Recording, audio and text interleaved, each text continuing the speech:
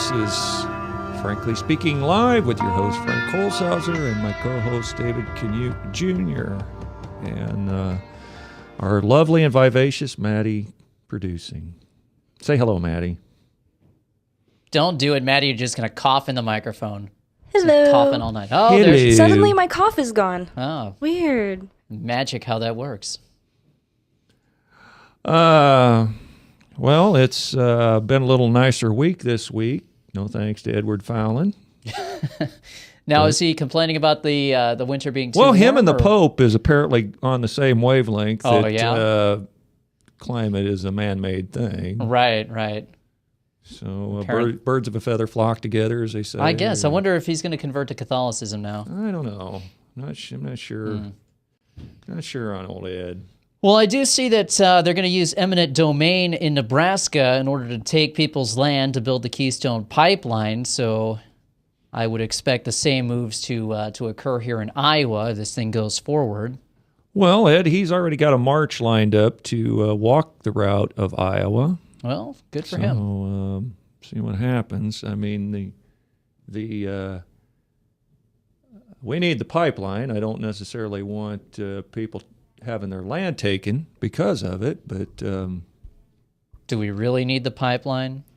Why do we need the pipeline? well, I don't know. I mean, I guess there, as I've often said, with prices of fuel going down, obviously we're trying to put the squeeze on Russia's oil, and we're trying to poke a stick in Iran's eye. And For what reason? I have no idea.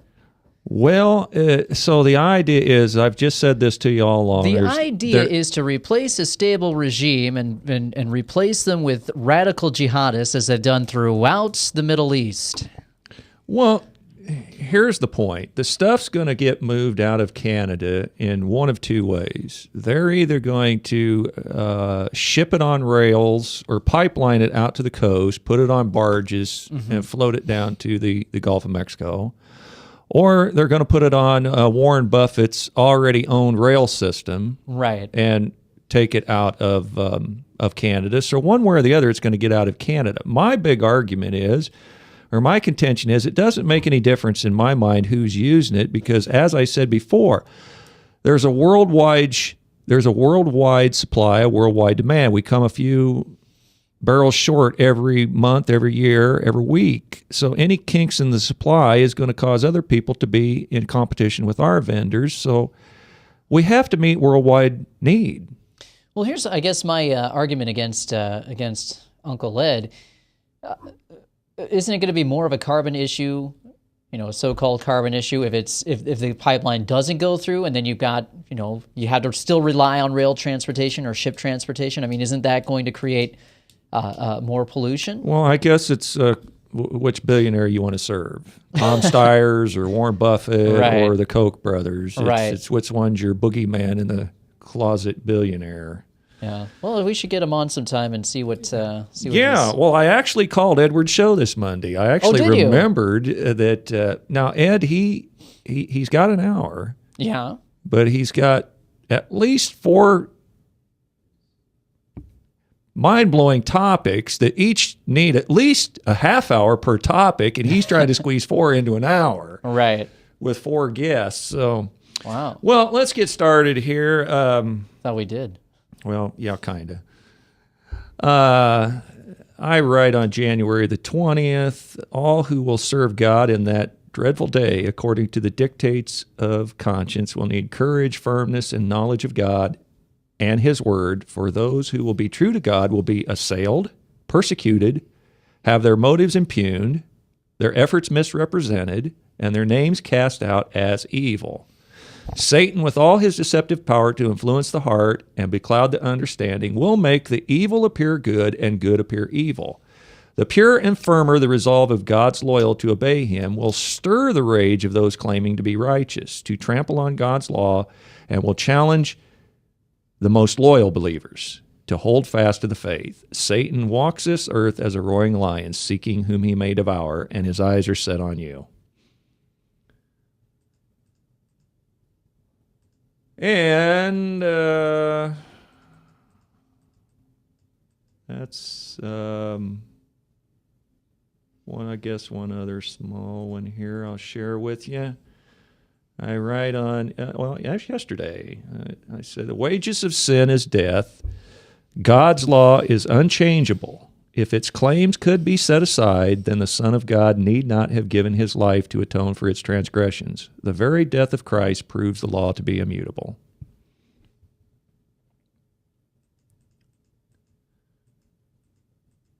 But I usually like to try to start the show with something a little bit faith-oriented before we delve too much into the politics. What all's on your mind faith-oriented this week? You have been kind of quiet this week, I've noticed. Well, yeah, I haven't been posting a whole lot. Been preoccupied with a few things, but I guess there's always this eternal debate between whether we're predestined or whether we've been made to choose who we will serve. Free moral agent, so to speak. And Ezekiel, I'll share this with you. Ezekiel 33:11 says, "Say unto them, As I live, saith the Lord, I have no pleasure in the death of the wicked, but that the wicked turn from his way and live. Turn ye from your evil ways. For why will ye die, O house of Israel?" So this idea that some are predestined to die, Ezekiel blows that out of the water right there by saying, first off, God says, I take no pleasure in the death of the wicked. But why will you die? Just turn back to me. Right. And if there was predestined, there would not be any need to turn back from anything. You wouldn't have to worry about it. And then I go on to say in Ezekiel 33:14-19, again, when I say unto the wicked, thou shalt surely die, if he turn from his sin and do that which is lawful and right. If the wicked restore the pledge, give again what he hath robbed, walk in the statutes of life without committing iniquity, he shall surely live, he shall not die. None of his sins that he hath committed shall be mentioned unto him. He hath done that which is lawful and right, he shall surely live. Yet the children of my people say, the way of the Lord is not equal, but as for them, their way is not equal. When the righteous turneth from his righteousness and committeth iniquity, he shall die thereby. But if the wicked turn from his wickedness and do that which is lawful and right, he shall live. So we're faced with continual choice our whole life. Who do we want to serve? We want to serve God. We want to serve Satan. And the offers out there continually, turn, obey, stay on course and die. No, you're absolutely right. So that's been kind of preoccupying my mind a little bit this week. I guess most of my posting, I actually had a pastor from the Ankeny Church posted, and that went ballistic. Yeah. He was speaking about TULIP, the Calvinist point of view of predestination. And I don't know how many comments it got, but one guy says, well, I'll see you in the morning, sister, because it got rather late at night, that was mentioning to one of the gals that was posting on the post. And, once they get over 100, 150 comments, your eyes start glazing over a little bit. But So how, as a nation that is continuously sinning, how does a nation repent and turn from that sin? And I'm not just talking about individual sins, but a corrupt nation. How would we go about turning from our ways of corruption? Well, and we know that God puts in leaders and he takes out leaders. As I've said to you before, I don't necessarily think we should legislate in a so-called quote-unquote free society. We shouldn't micromanage every detail of morality, but I don't want to see immorality. I mean, for example, I don't want to see people arrested on sodomy laws. I don't want to see homosexuals mistreated or abused or discriminated against, but that's a far cry from government getting in there and saying, well, let's have gay marriage. Right, but that's more of an individual choice type law. I'm talking about, what about a government that's engaging in illegal wars? What about a government that is that's trampling the rights of humanity, rights that are agreed as universal rights of mankind that have been granted by God and not by government. Government has been formed to protect those rights. What do we do about a government that condones the death of 56 million of the unborn? How does a government turn from those different things? Well, at some point, they're not. Right. At some point, they've went so far that they've stepped off into apostasy, and at some point there's no turning back. And then there's judgment. So where do you think America stands on that timeline at this point? On the edge. Exactly. That's what I was going to say. On the precipice. Well, of we're told in the book of Revelation that this lamb-like beast that had the two horns, and they weren't crowned horns. Mm-hmm. We're told that this beast would be lamb-like in its characteristics. It would be predominantly a religious nation. That nation would soon seek to speak as a dragon. Mm-hmm. Now, when exactly our timeline, your timeline, and my timeline, when that happened, and the progress of when that's happening, or if it's going on now, may differ. But at some point, the United States is going to collaborate with the beast power. I believe that beast power is Papal Rome. Mm-hmm. And I believe the United States is the image of that beast and will seek to persecute the saints. Now, some of the stuff that will lead up to that, the Pope is actually saying, well, who are we to judge about homosexual marriage? Mm-hmm. They're kind of even softening their stance on abortion. Yeah, you're absolutely right. Well, and I think we differ in the role that the Catholic Church plays in the end times. You view them as the beast power, and I view them as the Pope will take the role of the false prophet that will lead the religious aspect of that beast system. But the fact of the matter is, we both agree that the Catholic Church is going to play a major role, and we do see that they are playing a major role in events. And I certainly believe that we're at end times events right now. And standing on the precipice of judgment, we obviously have a ruler that is over us, that is a wicked ruler. And we saw it's the same pattern that we saw when God judged Israel multiple times. My very first show, and you were about 20 minutes, I think you come in about 20 minutes late on our first show. Seems and we about got right going. for me. Yeah. Well, I talked about a three-legged stool, and I talked about,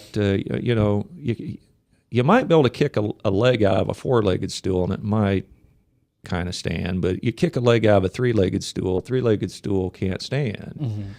And I'm saying to have this religious freedom, for us to be the powerhouse of religious freedom in the world, you have to be economically sound, and you have to be militarily sound in that you have the ability to protect those rights from people who basically disagree with that freedom. Right, but now we've got a government that's in power, which I believe is a government of judgment at this time. We have a government that's in power that is interested in eroding those rights through any means necessary and turning us into a nation of slaves. Well, I definitely feel that we're given personal rights that are given from God. Our personal liberties are not given from government, certainly. Right. Government is created to enshrine those rights that we believe Well, government, in essence, should protect our God-given rights to certain... That's what I'm trying to say. Yeah. The government is formed in order to protect those rights that are enshrined for us by God. Now, I guess there would be a dispute between you and I. I mean, we could go down the rabbit trail of what they call neocons and what have you that rafted over from the Democratic Party. We'll get into this when we get back. But this has been Frankly Speaking Live with your host, Frank Holzhauser, and my co-host, David Kaniuk, and Maddie producing. And we'll return and hope you rejoin us after the break. From the RE/MAX Real Estate Concept Studios, this is Webcast One Live.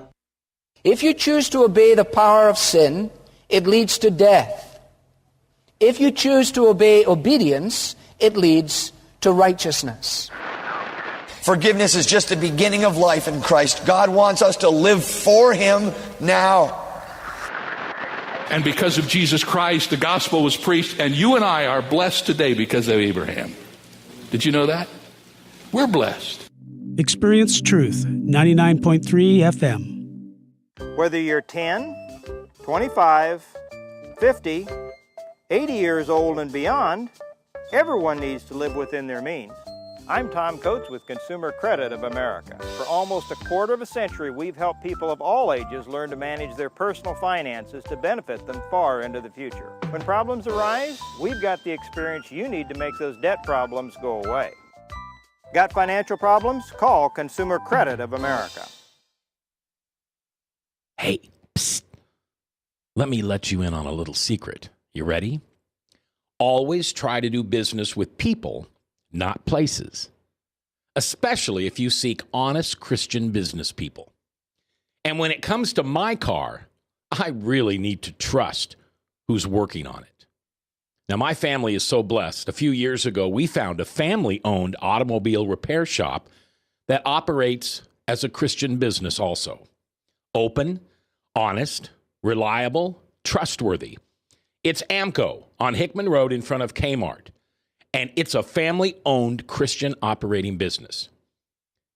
This family treats your car as if it was their car. Everything from oil changes to transmission repair and everything in between.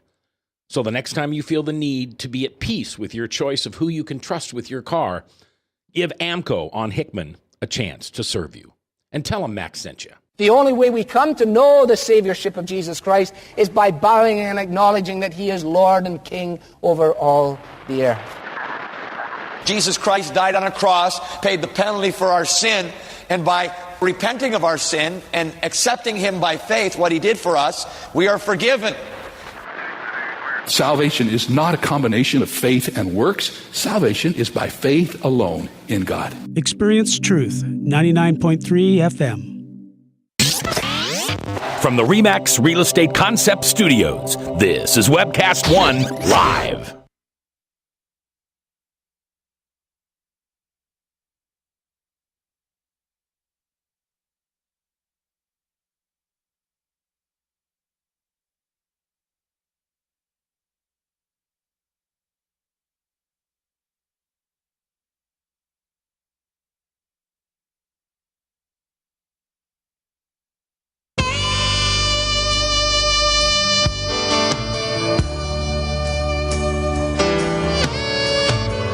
And we're back with Frankly Speaking Live. I'm your host, Frank Holzhauser, and my co-host, David Kanyuk, and our lovely Maddie producing. Before the break, we just kind of got into a little bit of a freelance conversation, kind of talking about personal rights, property rights, and it's kind of safe to say you're not real supportive of this nation's foreign policy in certain areas. And so that just kind of, I'll segue into this story that I happened to catch on just watching a little bit of O'Reilly last night. And he was mentioning Leslie Gelb, who I believe writes for, well, it might be the New York Times, I'm not sure, but this was on the Daily Beast. And it's basically Leslie Gelb calls Obama's efforts at foreign policy amateur hour at the White House. And I won't read all the article, but it just basically says here that the Asian trip was not worth Obama's time, Leslie H. Gelb, on why the president should shake up his foreign policy team and make sure the deals are done before he leaves home. President Obama's 9-day trip to Asia is worth a look back to fix two potent problems, past and future. First, the trip's limited value per day of presidential effort suggested disturbing amateurishness in managing America's power, on top of the inexcusably clumsy review of Afghan policy and the fumbling of Mideast negotiations. The message for Mr. Obama should be clear. He should stare hard at the skills of his foreign policy team, and more so at his own dominant role in decision-making. Something is awry somewhere, and he's got to fix it. then I think he basically called, maybe, I don't know if these was O'Reilly's words, but I think he was saying that Leslie Gelb was calling for, what's her name? That not Stephanie Powers. What's the one? Samantha Powers. No, the dark-headed one that's in the White House. Michelle and her get together. Valerie Jarrett. He was Leslie Gelb was saying that Valerie Jarrett needed to resign. Now I don't know if those was O'Reilly's words or Leslie Gelb's, but basically the consensus is kind of even starting to become a little bit in the Democratic Party that Obama is clueless. Now you seem to have a little different view of that maybe he's clueless like a fox, but what's your initial thoughts on? Well, yeah, my initial thoughts are she doesn't quite understand what's really at play here. His Mideast foreign policy is exactly what he wants it to be. It's created to sow discontent and chaos in the region. His brother, Malik Obama, is the money man for the Muslim Brotherhood. All you need to know about Obama's foreign policy, you can learn by what his actions were in Egypt with the financed Muslim Spring that occurred there, which threw out a longtime U.S. ally, cut his throat, and then brought in the Muslim Brotherhood, which had always been regarded as a terrorist organization until Obama took office and took them off the terrorist list. We supported Hosni Mubarak, hook, line, and sinker without fail. And then that regime became too insane, and the people of Egypt rose up and threw out, I'm sorry, I'm thinking of Morsi, not Mubarak. They threw out the replacement, who was Morsi. And the White House, who had previously been saying how it was great that Mubarak was getting thrown out and Morsi was coming in, talking about what a wonderful revolution it is, they were silent at that moment when the Egyptian people rose up themselves without U.S. backing and threw out Morsi, threw out the Muslim Brotherhood sponsor guy. So they were completely silent on that. Let's face it, ISIS is a creation of the U.S. intelligence apparatus. It's being run out of Washington right now. We saw that story a few weeks ago about how someone from ISIS had hacked the CIA website or one of the intelligence asset websites. I'll find that story. But investigative journalists traced back the IP handling of that hack and found that it was coming from Maryland. Well, who's in Maryland? The NSA. So who's really handling ISIS? It's the U.S. it's the United States government is handling it. We've debated this obviously pretty extensively before, but I guess it's no secret that we was trying to overthrow Syria's leader. Now, why would you? Russia was backing Syria's leader. Why do you want to overthrow Syria's leader? Because we was trying. I guess that's Russia's one sea navy port in that area, and I guess we were trying to probably play a power move to kind of overthrow that, so we could maybe squeeze Russia out of that area in their navy. I don't know, but obviously, why are we even trying to go back to war with Russia? There's no need for it. China and so we were kind of funding this ISIS to take out the Syrian leader. And then when Putin stepped in and got in it, then all of a sudden we kind of had to back out of our deal somewhat with ISIS, and now ISIS is our enemy now because we're not funding them, or somehow, somebody thought that somebody got double-crossed, I assume. Why would you even want to fund these people? If you look throughout history, our history of funding radical regimes, why would you want to continue doing that? This goes back to what I was saying at the top of the show about a government that is refusing to repent of the evil that it's doing. Well, here's again, without chewing cabbage too many times, we both agree that a lot of our foreign policy is based on Israel's interests. Sure. Okay. So there's a lot of people in the area who don't like Israel. Now we disagree personally how much Israel, the nation of Israel, plays into end-time events. So I would surmise those people who think that Israel does play into those end-time events wants Israel to be a nation without being nuked. You know, if Sure, somehow Jerusalem is going to be established again, you know, obviously it would be in the interest of those who feel that way to not have Israel annihilated off the map, as the Iranian leader Ahmadinejad says that they should. Actually, he did not say that. He said that corrupt regimes would be wiped off the face of the map. The sands of history would wipe them off the face of the map. He never made a direct threat about wiping Israel off the map. That's a misquote that the mainstream media in the U.S. has been perpetuating for all these years. And Ahmadinejad is not even the president in Iran anymore. Oh, yes, obviously. But a So lot of how times... does funding a Wahhabist radical regime that is hell-bent on the destruction of Israel, how is that protecting Israel? As I've argued with Bradshaw a couple of different times, we have been caught in a dilemma, a rock and a hard place, where we end up funding both sides of the same war, to almost fight people to a stalemate, so that not one person is in control, and we just kind of... It may not be the best foreign policy, but we get in these situations where we're there. You might call it for the banking system. That may be some sidebar of it, but the banking system is clearly tied by the petrodollar to fossil fuel. We're there primarily to ensure the free flow of fossil fuel out of that area. I mean, there's no ifs, ands, and buts about that to me. That's why we're there. That's why we're not in places that doesn't have fossil fuel. We don't seem to be getting involved in Yemen. We don't seem to be getting involved in other things that people are trying to coax us into. Our national security interest is fossil fuel.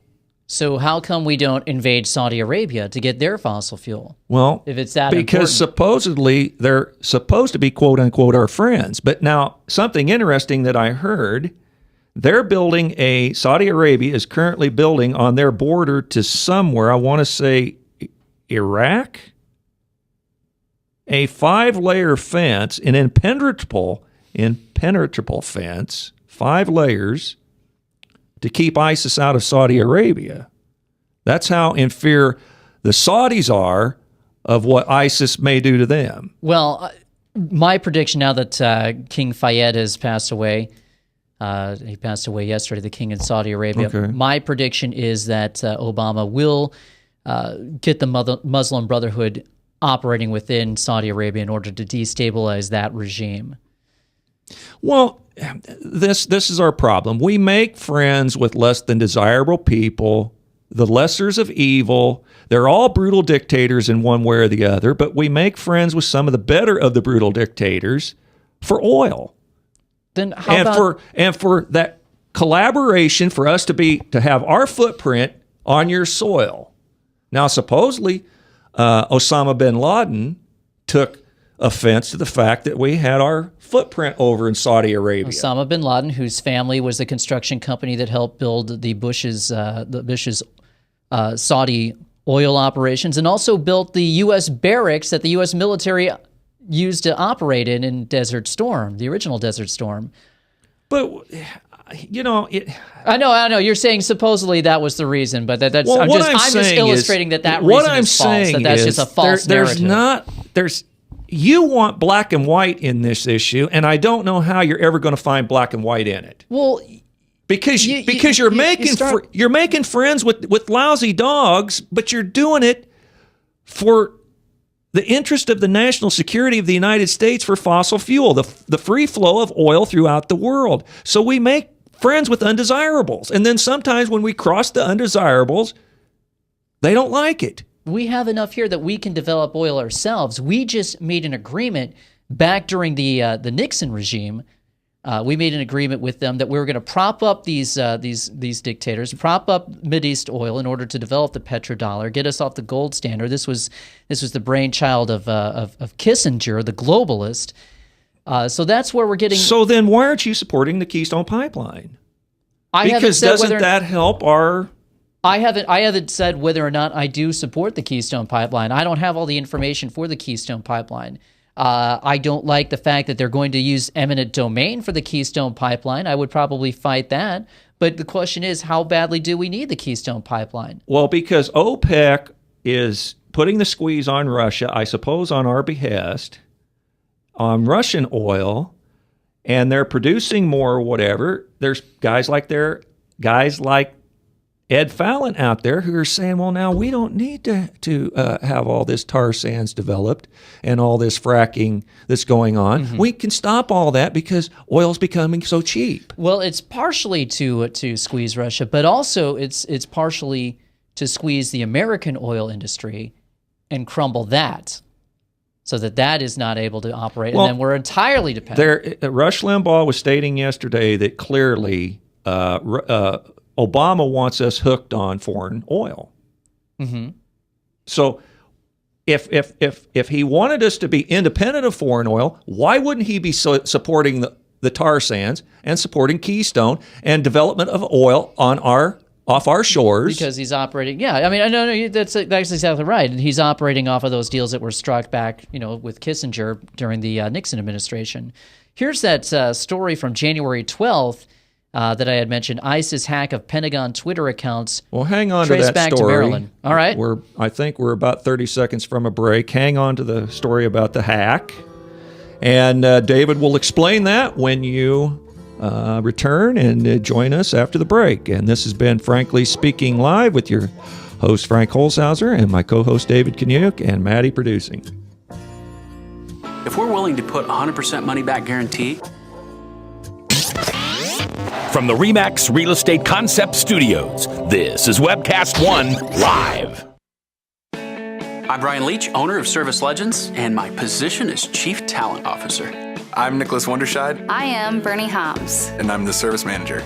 Marketing Director and Client Relations Manager. Everything that we do is about ensuring that we exceed your expectations. Our clients are important to us. 100% satisfaction. We're not just focused on heating and cooling. That's the easiest part of our job, actually, is fixing furnaces and air conditioners. Everyone that we come in touch with, we want to improve lives. Bottom line is, we've got our installation guarantees, 25% energy savings guarantee, comfort guarantee, temperature selection guarantee, property protection guarantee. 100% satisfaction guaranteed, fixed rate or it's free. All of those guarantees are backed up with a 100% money-back guarantee to hold ourselves accountable to making sure that you get what you're after. Just fixing the problem today. If they have another problem 5 days down the road, it's still fixed rate or it's free. We use what's called straightforward pricing. Our technicians are going to give you an exact to-the-penny price on what it's going to take before they move forward with any repair. That way you know what to expect. It's the same price every day. No surprises.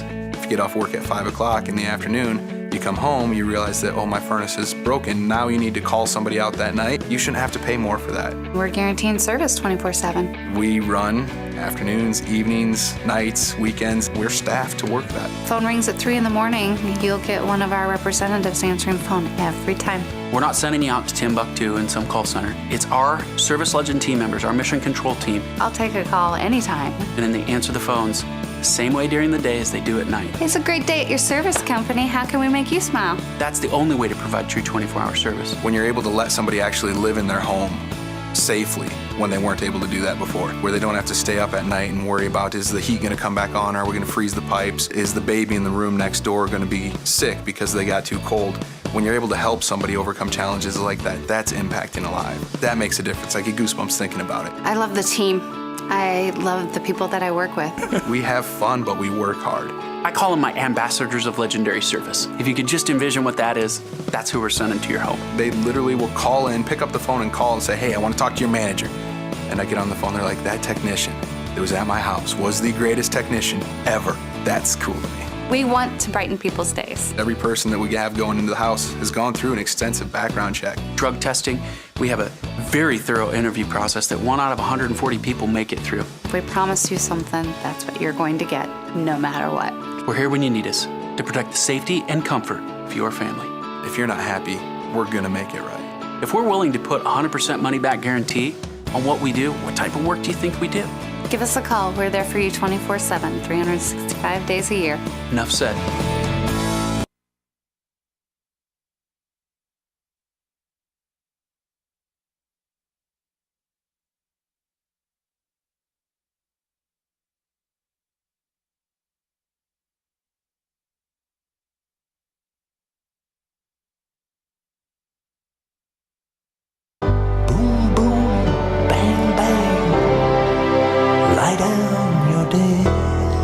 And we're back with Frankly Speaking Live. I'm your host, Frank Holzhauser, and my co-host, David Kaniuk, and Maddie producing. And we got a phone call here we'll take in a second, right after David tells us about the hack of some Twitter accounts. Yeah, back on January 12th, the Pentagon Twitter account was hacked supposedly by ISIS. A picture of a lovely jihadi dude in the typical scarf around his entire face was put on there.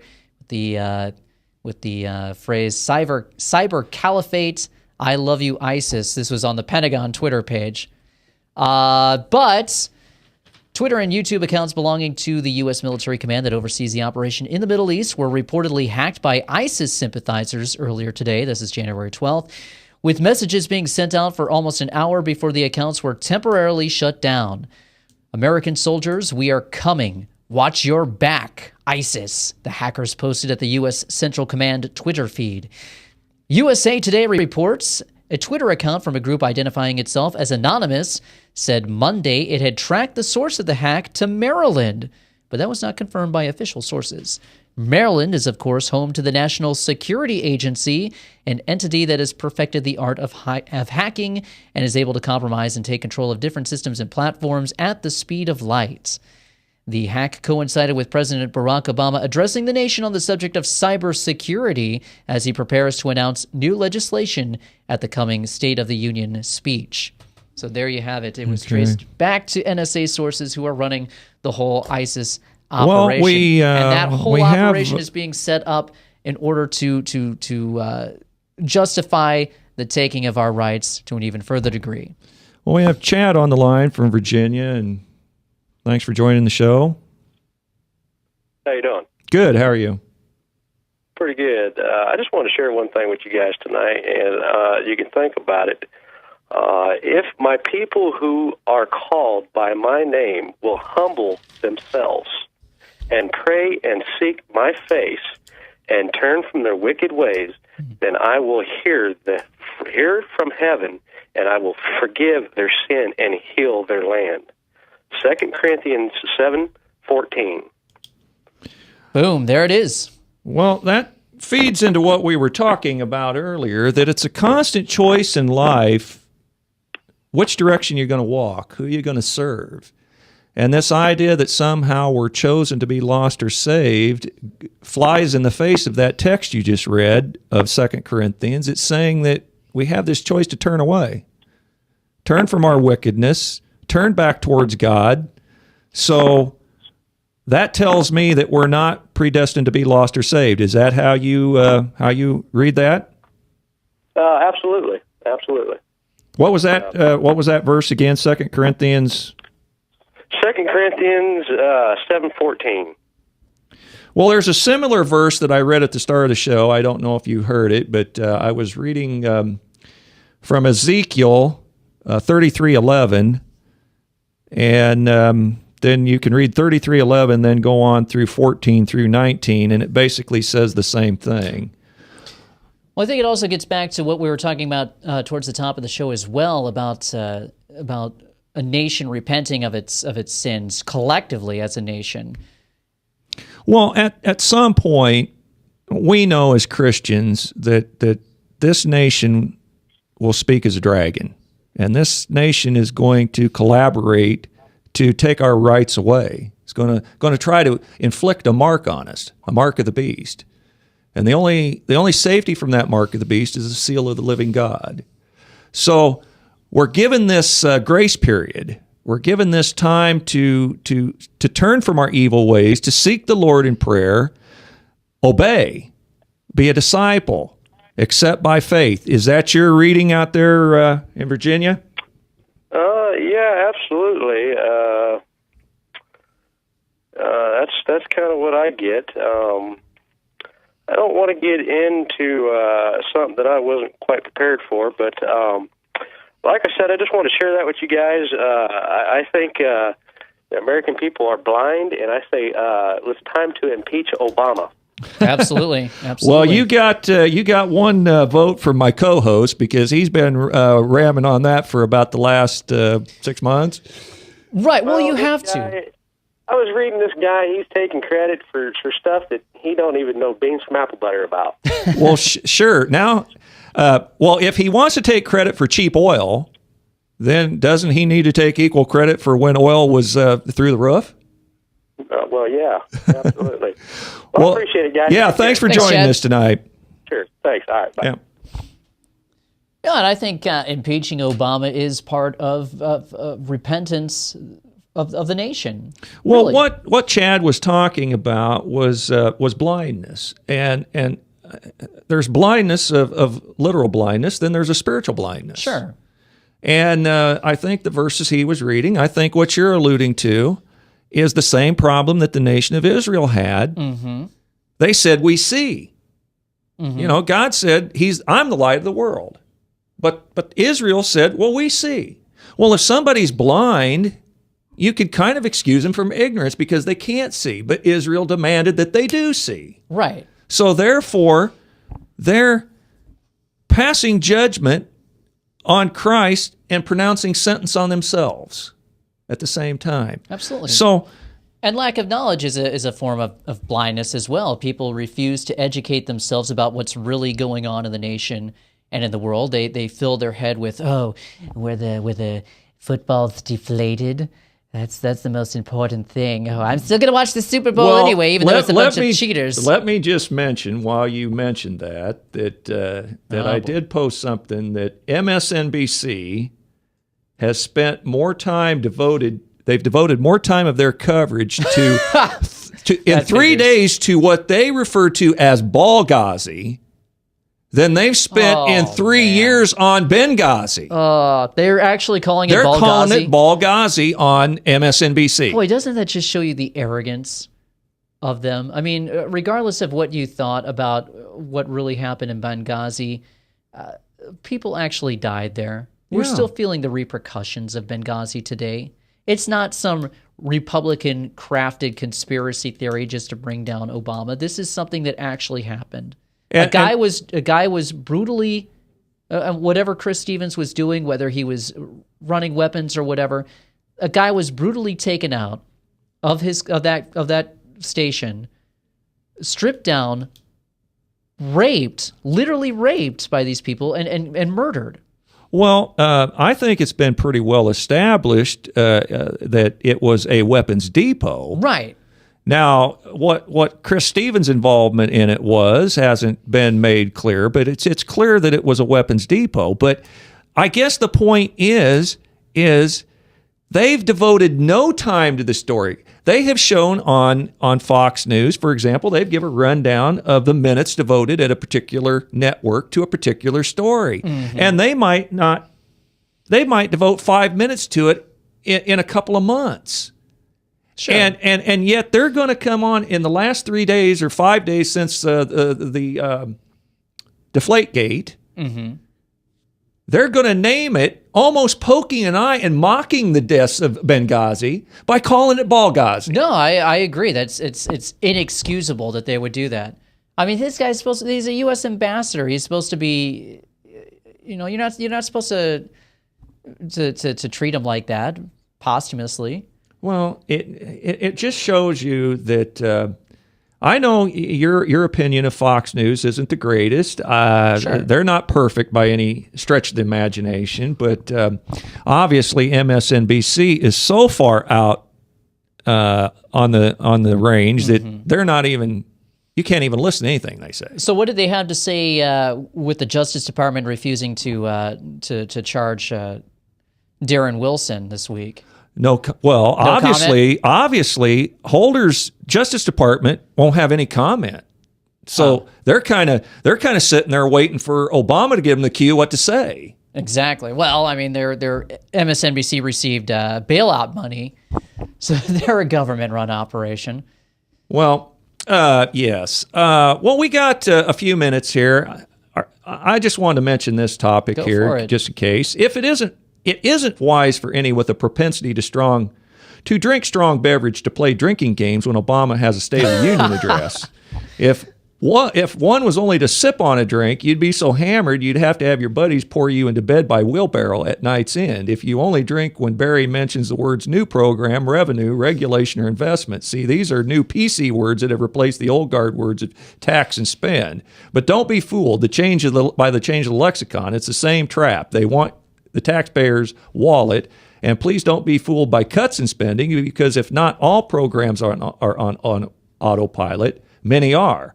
So any cuts in spending are smoke and mirrors. The cuts are always to proposed increases in spending, no real cuts. But either way, when you wake up, you won't like who's lying in bed next to you, Barry or the IRS.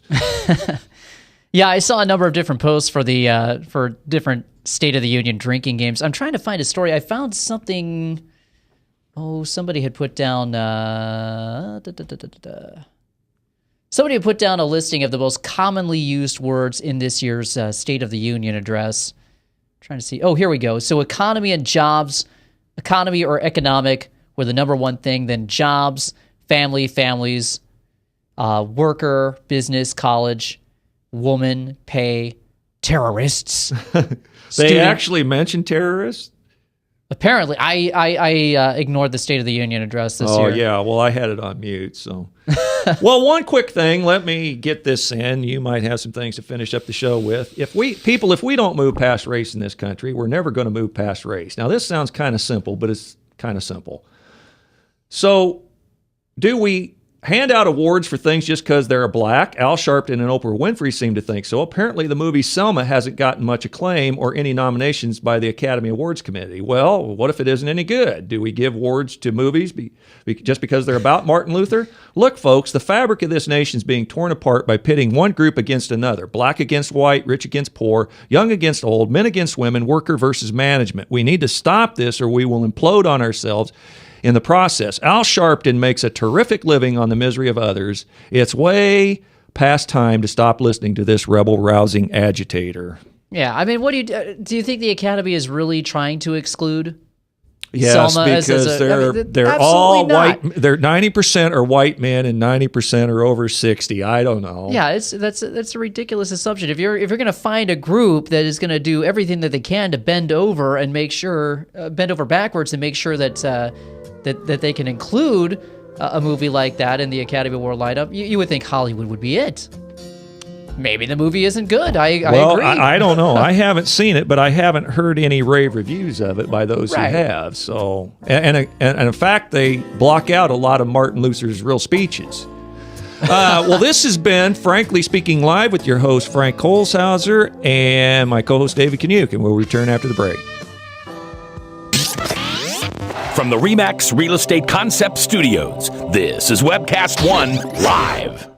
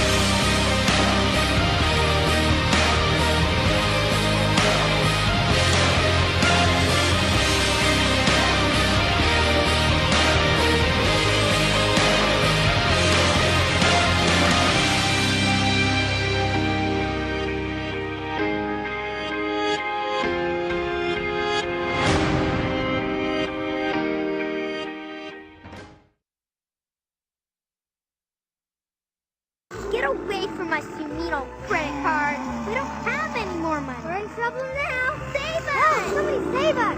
Somebody help! Help! Save us!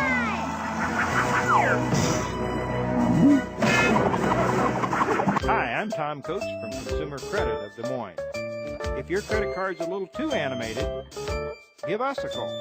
Hooray! We're saved! Consumer Credit! You're our hero!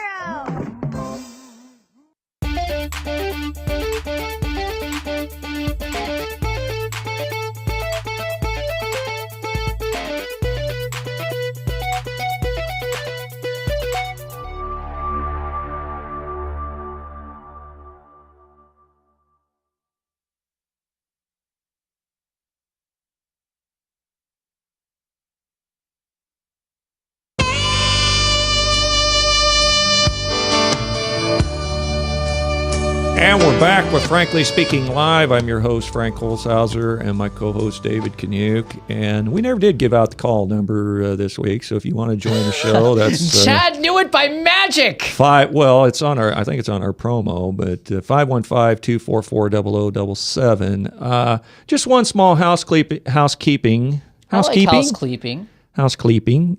Kleptomaniac. Housekeeping is a dance that was developed by the Dutch in the 1800s. Well, anyway, just on the point about the movie Selma and the Academy Awards, it was made known that the movie didn't have no rights to indoctrinate any of King's speeches into the movie. Oh, okay. That... some of his important speeches, like I Have a Dream speech and these various speeches that were important to the movement, they didn't get to incorporate them into the movie because of, I suppose... he has a trademark on his public remarks? on his speeches or something. The I Have a Dream speech is copyright Martin Luther King Industries. Maybe the movie's just lousy. I have heard no good reviews of the movie. Let's take a look. RottenTomatoes.com, the source of movie reviews. Let's see. What do they have to say about Selma? I'll take a look. But yeah, I haven't seen the movie either, so let's see here. Selma.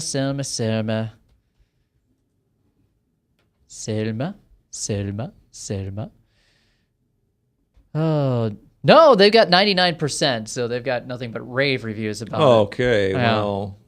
And I suppose that was the 99 relatives that went to the movie? I don't know. Well, no, this is an amalgamation of all the critics' reviews of the movies. Well, apparently Sniper's getting pretty good reviews, and Selma's not. And Selma's getting great reviews from the press. I don't know where you're hearing that they're not. American Sniper, I'm not going to go see that because that's nothing more than a glorified propaganda piece.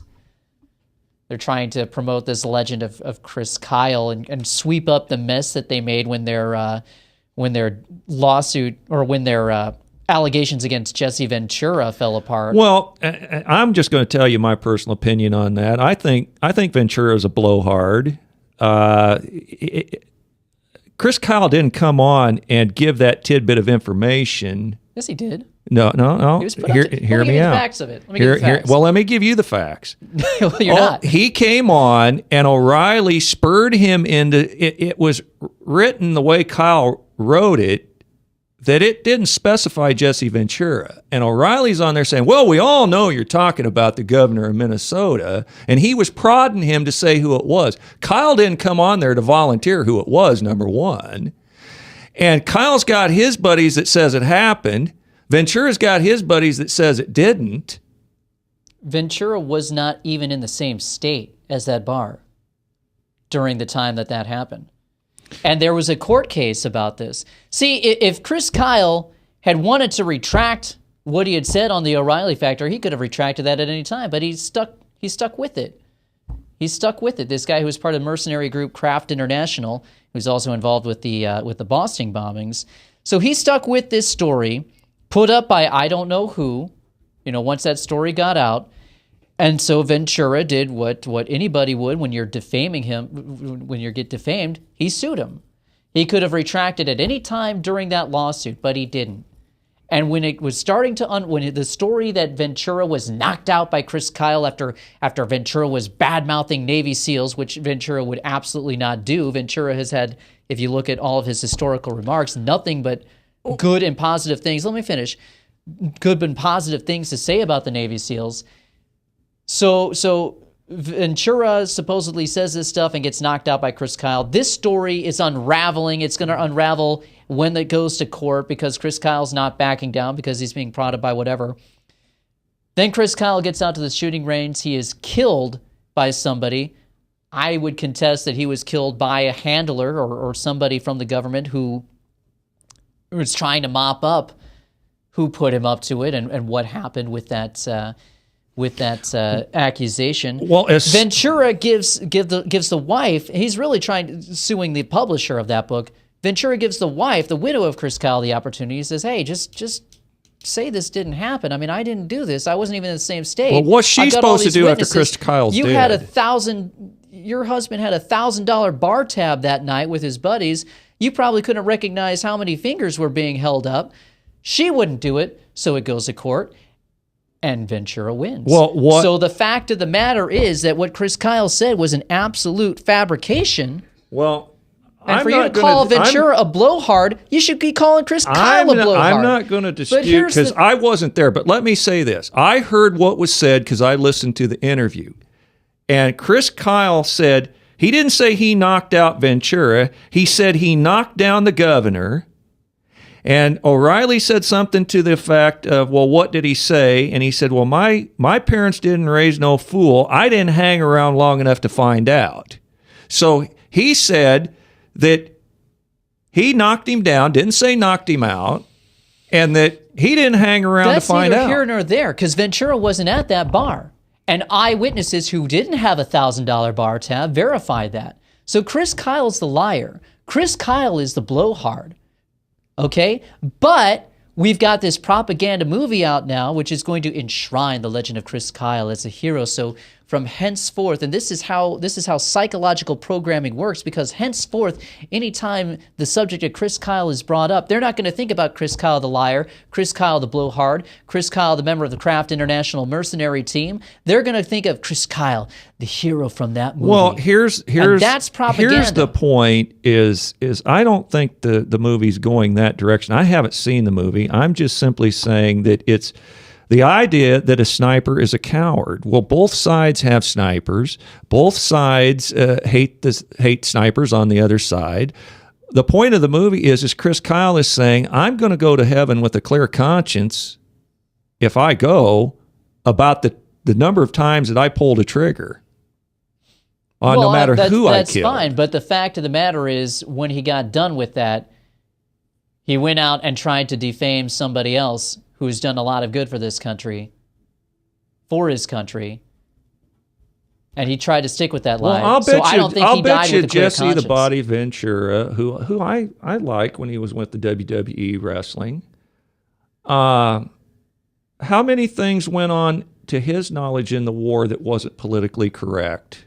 I mean, my point about Snowden, Julian Assange, all these things. How many wars would stand up to a 40,000-page document dump? How many wars would stand up to this? That's the point. You shouldn't be fighting those wars then. Well, then why are you taking the side of one? I mean, how do you know that you're standing here, you're defending Jesse the Body. You don't know if Jesse the Body's not a war criminal in some way or another. I'm defending the truth of this matter. That's the thing. That's all I side with is the truth.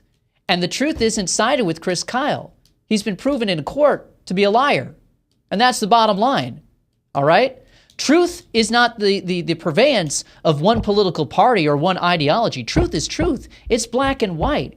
And I'm sorry if that doesn't agree with the Republican Party or what Fox News says or what MSNBC says or any other blowhard.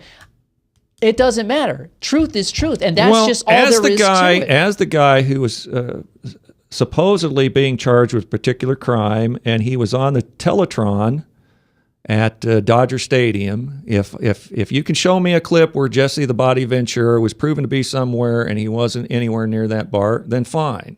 But until then, it was proven by the eyewitnesses in court. Well, there's Frank, people that saying it was proven in court. How come? Why? I don't understand why, when the facts are presented to you, you still stick with the Bravo Sierra story. Because I've never seen any of the court documents. Have you? Yeah, I've researched it myself. I've heard the interviews with Ventura. Well, okay, you show me where it was proven beyond a doubt that Ventura wasn't there.